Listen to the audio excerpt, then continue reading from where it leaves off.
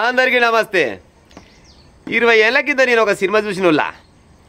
అదేదో తనిఖీల పరిని అత్తది సగరం అమ్ముకుంటాడు. సగరం నేను అనుకున్నా గిసోడు దిగసేటోడు ఒకసేటోడు ఉంటాడు భూమి మీద సినిమాలో మస్తు చూపిస్తారులే అనుకున్నా. కానీ అంతకంటే ఒకసేట క్యారెక్టర్ మళ్ళీ కూడా దొరికింది నాకు. అంతకంటే ఒకసేట ఆయన నిజ జీవితంలో దొరికిండు. ఈయనకంట అప్పులు ఎక్కువైనాయట. అప్పులు ఎక్కువై ఏడికి పోయినా కానీ అప్పు పుట్టగత అయితే లేదు, చేతులు ఒకటి పోషకాలం లేదు. ఏం చేయాలని పిసుకొని కిందికాయ చూసిండట. కిందికాయ చూస్తారకల్లా ఆ బొడ్లనంట తుపాకి అవపడదంట.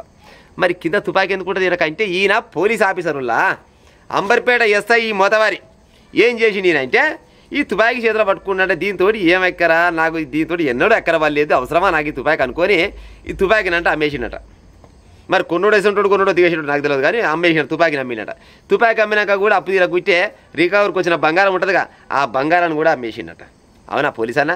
నిమ్మలాగా పోలీస్ స్టేషన్ ఏమన్నా తాకట్టు పెట్టపోయినావు ఏమా? ఆ పోలీస్ స్టేషన్ ప్రైవేట్ ఫైనాన్స్ వాళ్ళు మస్తుకి ఇస్తారు. 5 రూపాయల వడ్డో 10 రూపాయల వడ్డో 20కి దేపోయినా నష్టం వచ్చిందే ఉంది. మళ్ళీ నువ్వు కచ్చే విడిపించుకొచ్చేది ఉందా? మళ్ళీ వడన వాళ్ళు కడుతురు గవర్నమెంట్ కొడుకు కుదరా పోలీస్ స్టేషన్ని. సిగ్గులేనట్టుంది పాడైపోనా అన్న పోలీస్ అన్న. నేను ఎక్కువ లేకపోతున్నా కానీ నువ్వు జనాలను కాపాడుతావని తుపాకి చేతులు పెట్టి లాడి చేతులు పెడితే తుపాకి అమ్ముకుంటూ ఆడవాడు దిగేసేటోడు. నిమ్మలంగా ఆ సిక్కులో ఉండకాయ పోకపోయినావు ఇక అంటేనే బాగుండదు. కానీ ఆ సిక్కులో ఉండకాయ పోతే ఇన్ని పైలన్నీ వచ్చు కదా, రాకుండా వస్తున్నా ఏం బాధ లేదు. నువ్వు గింతకు దిగజారినమంటే కా పని చేసినా నష్టం లేకుండా వచ్చు.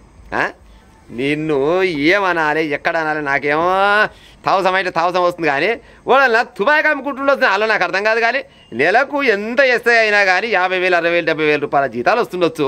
ఇంకా సరిపోతులే అనుకొని జనాలను కాపాడుతాకు తుపాకి చేతులు పెడితే దిగసేటోడా ఈ దిగసేట చేతులు చేసి తుపాకి అమ్ముకొని కుదబెట్టుకుంటావు. ఇది ఎంతవరకు న్యాయం అవుతుంది పోలీస్ అన్న నీకు?